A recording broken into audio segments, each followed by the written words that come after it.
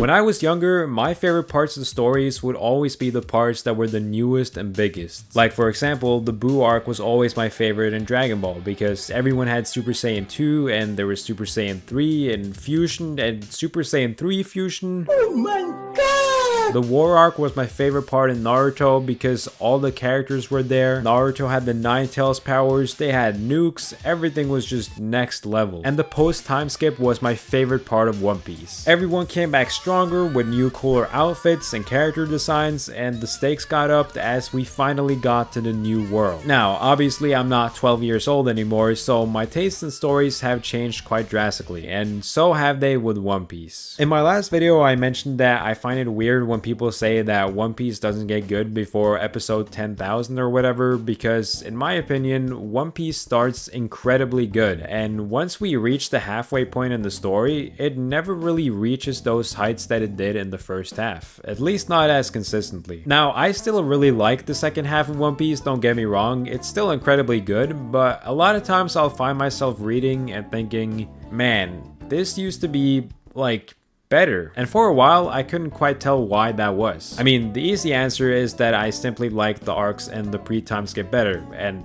yeah, that's true. But I think I've finally been able to narrow down exactly what the first half did better, with the first thing being the Straw Hats themselves. The Straw Hats get nothing to do after the time skip. I feel like in every arc in the pre-time skip, every Straw Hat had some sort of character moment, oftentimes several. But after the time skip, even in some of its longest arcs, some of them just don't do anything or get any character development. Like, I love Nami, I think she's a great character, but what does she do post time skip? Like legit, I can't think of a single moment she had that I was like, damn, that was really good. I can't think of anything from any of these arcs. A lot of people bring up the moment she has in Wano when she never stops believing in Luffy, but that moment basically already happened in Skypiea, except it was way better there. Instead of being faced with one of the lamest characters ever, she stands up to the main antagonist of the arc, Enel, and declares that she would never want to fulfill her dreams without Luffy, even though he was just presumed to be gravely injured or dead, with no one to save her from Enel. It's also a way more rewarding moment because it happens way earlier in the story and isn't as expected as it is in chapter 1000 and something. Not that I'm against moments that are there to reaffirm something we already know about a character and remind us what type of person they are. After all, Luffy has like a million of those moments and they're all really good. But the Straw Hats' faith in Luffy has been reinforced again and again and again, so there's nothing unique about this moment. Then you think about all her moments in the pre-time skip and it's night and day. I think one of the characters that fall victim to this the hardest though is Frankie. Now to be fair, Frankie did join the story pretty late, but even then I can think of so many moments he had that were awesome. The moments he had in Water 7 alone is so many, and when he builds the Stairway to Heaven in Thriller Bark, he's always really reliable in every situation and acts like the crew's big brother. And the post-time skip, he basically has no character moments and also just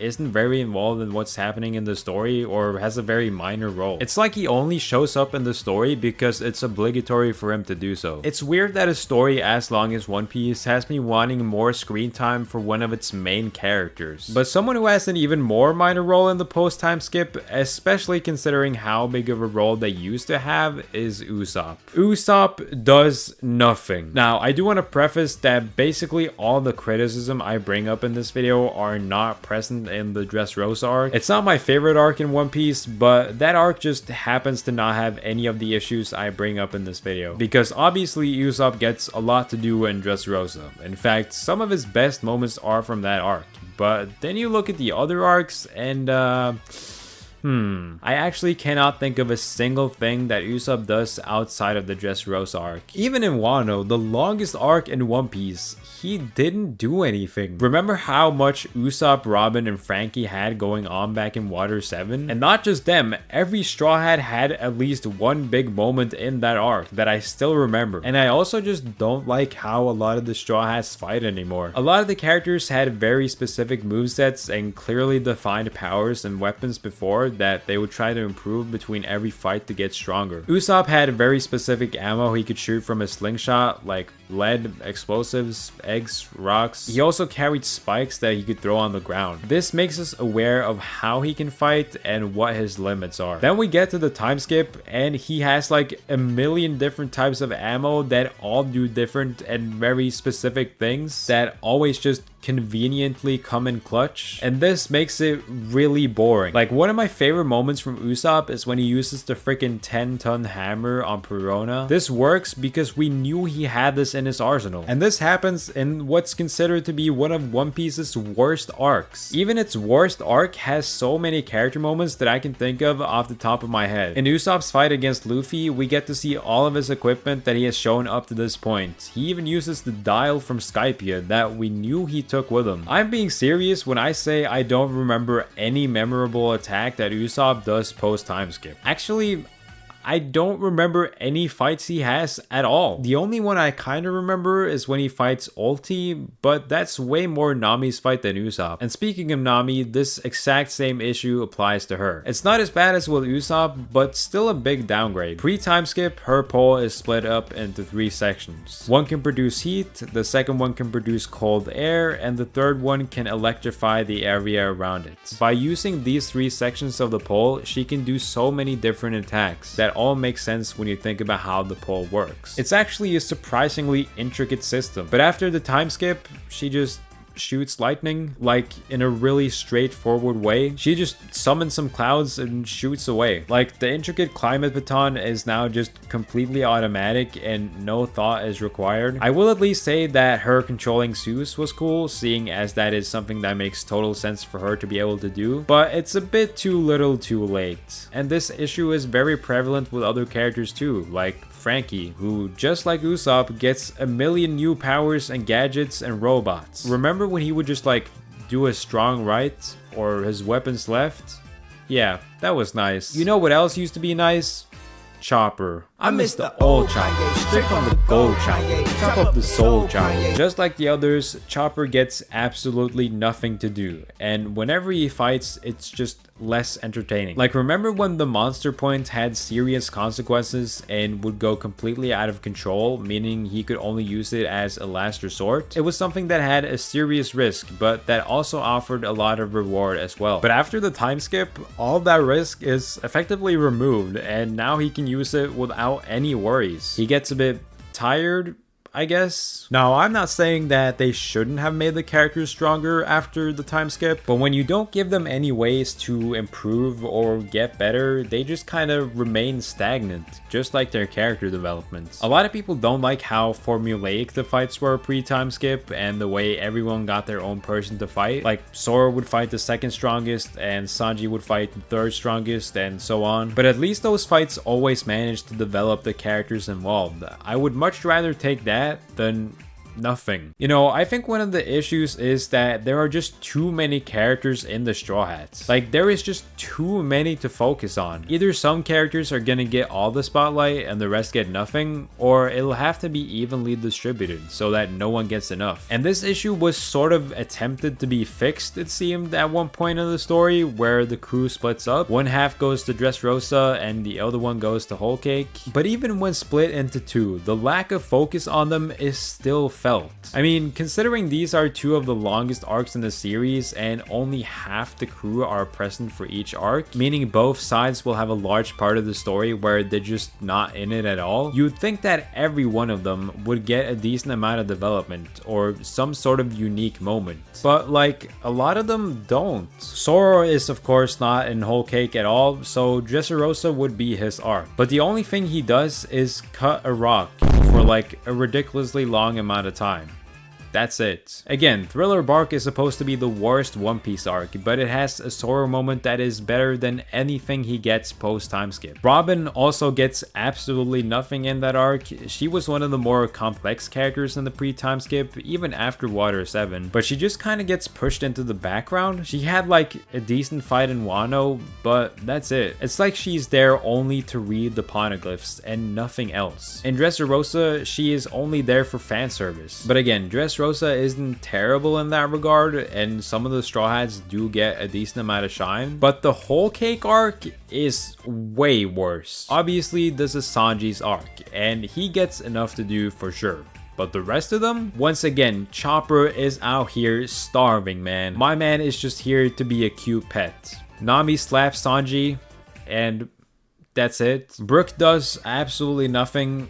Not that he ever did anything in the series to start with, but you know, I feel like the post time skip would be his time to shine because he joined the crew just before the time skip. You'd think that this would be when he finally gets focused on, but no. I mean, I like that he stands up to Big Mom and breaks the picture. Those are pretty nice moments for him, but that's purely just action moments that are completely expected from him. He never gets any sort of character development. I actually really liked Brook when he first joined the crew. He had like one of the most sad and depressing backstories of all time, and the connection he shared with Luffy felt really genuine. Now he's just an unfunny, perverted skeleton. I have no idea why the crew was even split up in this way in the first place. Like, you'd think that if you were gonna split up the main crew, you'd have a really good reason for which character is in which place. But if you were to like change places with Robin and Brook, would anything really change? There are many moments in the pre-time skip where the crew is separated for a short period of time, and there is always a really good reason for it. To bring up Thriller Bark for the third time this video, the crew gets separated at the very beginning of that arc. There you have Usopp, Nami, and Chopper all walking into Thriller Bark ahead of the rest of the crew. The reason for this is because these are the three weakest and most scared members of the crew, so they're gonna be scared of everything they see. Whereas afterwards, the rest of the crew are gonna come in and they're not gonna be scared of anything. That's one of the things that makes Luffy pushing the zombie down so funny. In Water 7, Robin and Frankie are aboard the train because they get captured. Usopp boards the train to redeem himself. Sanji also boards the train to show how willing he is to put his life on the line for his crew. And of course, the rest of the crew aren't there because they couldn't make it in time. I have no idea what purpose it is to have Chopper and Whole Cake when he doesn't do anything. And sure, the Straw Hats all got a lot of character development in the pre-time skip material, and you might say that they finished developing back then, but if a character is done developing and doesn't actually have anything to do in the story anymore, that character should not be in the story. You know, I don't even think this would be like a huge issue if the characters that take up the spotlight instead were actually good. Which takes me to my second problem: the new characters. Every arc in One Piece, we always get introduced to characters that typically only appear in the arc they get introduced and are a crucial part of that story. In the pre-time skip, we had characters like Vivi, Seth, Nojiko, Viper, and Kokoro, just to name a few. And in the post-time skip, we have Duke, Dogstorm, Pudding, Carrot, and Raiso. This nigga is trash! Like, they're not bad, but they're all just so far from the quality of the characters from the pre-time skip. I think it starts off fine with Shirahoshi, she's pretty solid, but then we get the Punk Hazard, and there's these oversized children. I bet you can't name a single one of them or even remember how one of them looked like. We get introduced to Kinemon in this arc, but he ends up being so disappointing. Like, he is a part of the Straw Hats crew from that point all the way to the end of Wano. Think about that. That is like half of the series, half of One Piece, one of the longest stories of all time, and he and Momonosuke have less memorable moments and development in 400 chapters than Vivi does in 115. When we finally get to Wano, which is supposed to be their arc, I was just so underwhelmed. I do like everything that happens with Momonosuke, but even that is kind of underwhelming considering how long that arc is and how long it was built up to. And once again, Dressrosa is an exception because the new characters introduced in that arc kind of rock. Like Rebecca and the Soldier, that shit hit. But the rest of the arcs just kind of stink in this department. I don't want to see any of the Whole Cake characters ever again. Not because they're terrible, but because they're just so meh. I felt absolutely nothing when Pedro died because the story hadn't even tried to make me connect with him on a deeper level. Carrot cares about him a lot, but like, I don't care about Carrot either. Another character that joins the Straw Hats for a pretty long time just because. She never grows or develops. When we leave her in Wano, she's just the same person she was before. And speaking of Wano, I gotta say that this was the case here for me too. I get that this is a really long arc, but I think it introduced way too many characters. Even the Akasaya 9 alone, like, you really expect me to care about 9 new characters? But that's not it. There are like a billion other characters in this arc that get crammed onto the pages, and we're gonna talk about crammed pages later, but like, do you really expect me to care about Ashura Doji? Who the hell even is that? Luffy doesn't care, nobody else really seems to care except for the Akasaya 9 themselves, so why should I care? And you know who I also don't care about? The villains post time skip. They are all so goddamn lame.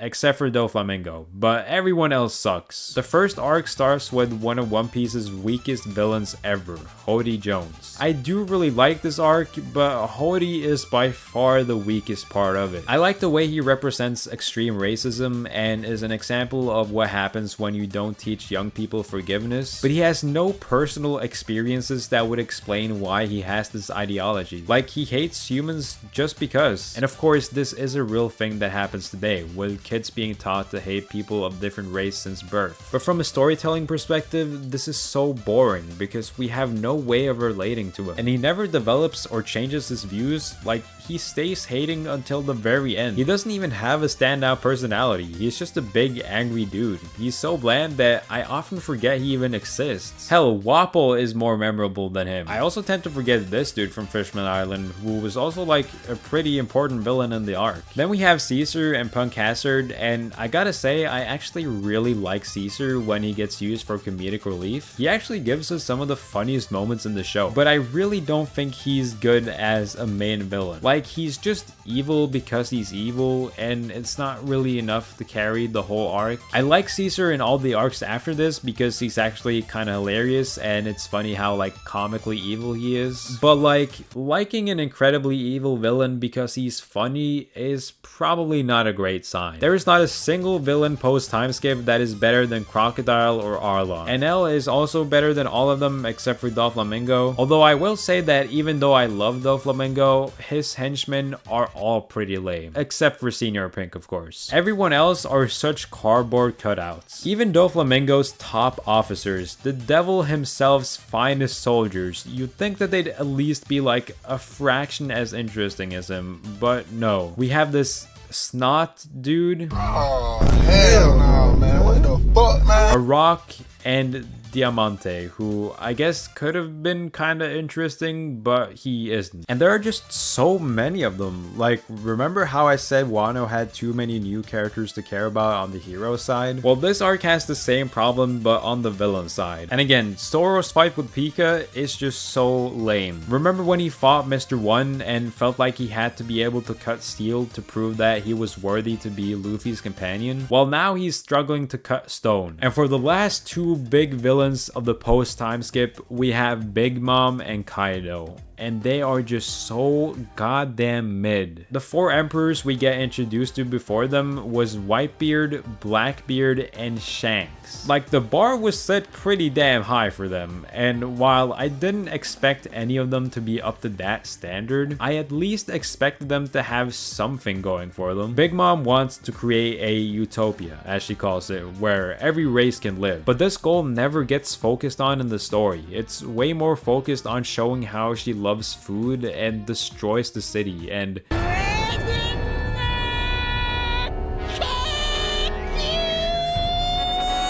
there could have been some cool ideological conflicts between her and Luffy, as there are some similarities and contrasts between their ideologies, but that never happens. And her reasons for wanting to accomplish this goal feels so shallow. She wants to do it because those were the values taught to her as a kid or something. And because she's kind of a crazy person, that's just what she wants to do, I guess. It feels less like she wants to do it because of some genuine, intricate, and complex reason, but more so like she has an IQ of 50 and we're just watching a dumb person do whatever they decide. I will say that there actually feels like something was attempted with Big Mom, but ultimately the execution really didn't land, which is way more than I can say about Kaido. Kaido is the definition of mid and bland. Truly the most disappointing character in all of One Piece. There is just nothing to him. Even after having him as the main villain of One Piece's longest arc, I still feel like I don't know anything about him. He wants to die in battle fighting a strong enough opponent, so why doesn't he go out and do that? Like every time we see him, he's just relaxing and drinking. If he really wanted to die in battle so badly, you'd think he'd actually battle more. Lots of shonen characters has this as their goal, and they typically get a rush in battle, even if their opponent isn't as strong as them. But Kaido seems like he doesn't even want to fight. When Zoro is about to hit him with his strongest attack, Kaido looks scared and dodges it. He doesn't fight Oden one-on-one, he ambushes him and takes over the country instead. Even if he believed there was no one out there that could beat him, surely he'd enjoy fighting more than just doing nothing. His backstory is so short and limited that there's nothing to make me connect with him on a deeper level. And the only thing that makes him a threat is his strength. Like the only thing that is so scary about him is how strong he is. He's not really scary or smart and doesn't have a unique personality at all. It's just another big angry strong dude. Doflamingo was shitting his pants over this guy. And look, pre-time skip had a decent amount of villains that weren't that good or complex. But at least those characters weren't the main antagonists for 150 chapters. If a villain was bland or uninteresting, at least you knew that you wouldn't have to spend too much time with them, and you didn't have to wait like 50 years before Luffy finally beat them. It was actually pretty satisfying when Luffy won against Kuro. He's not that great of a character, but at least the arc and Kuro's motivations were very clear and concise and didn't drag on forever. So when Luffy won, it felt like a satisfying enough moment. When he won against Kaido, I was just kind of checked out at that point. I just wanted to move on to the next arc. Like Wano was foreshadowed since the dawn of time, and so was Kaido, to be honest. And once we finally get there, we get one of the most bland characters of all time to care about for 150 chapters. And it's not like Kaido's crew is much more interesting either. These guys just kind of suck. King is, I think, one of the more popular characters among the crew, and he has kind of a cool design, I guess. That's about it though. Kaido saved him when they were younger, so now he's forever loyal to him. Wow, that's so cool and interesting, man. And he also just doesn't do anything in the story. He stops Big Mom's crew and loses to Zoro. That's it. Then we have Kaido's left-hand man, Queen. And he is just so fucking whack, dude. And worst of all, we have the Tobiropo. I actually could not tell you anything about any of them. They joined the story at the very end just to all lose pretty easily. Man, okay, I've been really negative for a while, so time for some positives. I think the new Navy Admiral is pretty cool. He seems like a pretty fun villain. And now for my final criticism, the art and paneling. I mentioned at the beginning of the video that I really used to like the Straw Hat's new outfits and designs, but again, as I've gotten older, I've come to realize that they're kind of a downgrade. Luffy, Zoro, and Sanji look fine, I guess. I mean, they're basically the same, but most of the other ones I think look worse. Again, they don't necessarily look bad, but just worse. Chopper got rid of his dad's hat and replaced it with a freaking diaper. Like, what? I like the idea for Usopp's new design, and generally I think it's pretty solid, but it's just not as good as the original one. Like when I think of Usopp, I imagine this, not this. And Frankie got the worst downgrade of all of them. I'm sorry, but he looks fucking ridiculous. I mean, Frankie always kind of looked a bit ridiculous, but he definitely had a certain style to him that only he could pull off. Now he just looks dumb. And Nobby and Robin, I can't even be down bad right now. They look so generic. They were so recognizable before, especially Robin with her hair. Now they look like they could be anyone. I've seen several new One Piece fans that can't tell the difference between Nami, Robin, and Boa, and one of the most important things when it comes to character design is how easy it is to recognize them. And it's especially hard to recognize them when they've been pushed into the corner of a really small panel with 10 speech bubbles. I talked about this a little bit in my my last video, but One Piece has some kind of bad paneling post time skip. Most people are aware of this, but it took me a while before I realized because it's a pretty gradual change. I have been reading both Dragon Ball and Berserk lately, so maybe I've been kind of spoiled in terms of paneling, but the first half of One Piece also has incredibly good paneling. Just like Dragon Ball, you can kind of just blitz through it because it's so engaging to read. I open a new page and I'm glued to it and excited to read it. After the time skip, I turn a page and sigh because there is so much damn clutter and text and drawings crammed together as much as possible. And what this does is make the pacing bad. Moments are not allowed to breathe and exist for more than 2 seconds without there being 10 panels next to it that are related to something completely different. It's the equivalent of having fast pacing in an anime or a TV show. I mean, it doesn't destroy your experience. Again, I want to make it clear that I still very much enjoy the post time skip, and oftentimes the paneling is alright, but I can't remember the last time it was actually like good for more than 2 chapters. I mentioned at the beginning of the video that I struggled to find one overarching reason as to why I don't like the post time skip as much, and that I had smaller and more specific issues instead. But as I'm writing this video, I'm realizing that there is something that ties pretty much all of these things together. My one main reason for not liking the post time skip as much is because the post time skip does too much. The main crew has too many characters for all of them to get focused on. There are too many new side characters introduced, too many villains. All the designs are bigger and more detailed, but the pages of One Piece simply do not have space for that anymore because of how many characters it wants to have participate in the story at the same time. All the characters have more powers and stronger abilities, but now they don't have any incentive to get stronger anymore, and there's no longer any sense of progression between fights. All the arcs are now ridiculously long and cover so many different things, but One Piece rarely has villains that can be entertaining for that long. And one of the things that made East Blue so fun was that it was an adventure. One Piece is all about the journey after all, so when we stop at one place for too long, I just end up wanting to go to a new place. Water 7 is the second longest arc in One Piece, and it actually takes place before the time skip. But at least there you go to a completely different location in the middle of the arc. The new big and flashy parts of the stories I really liked as a kid just doesn't mesh well with the story. And it absolutely does not mesh well with the anime. You would think that the second half of One Piece, which has way faster pacing, would translate to faster pacing in the anime as well, but for some reason the opposite happened. But make sure to check out this video to hear why the One Piece anime really sucks.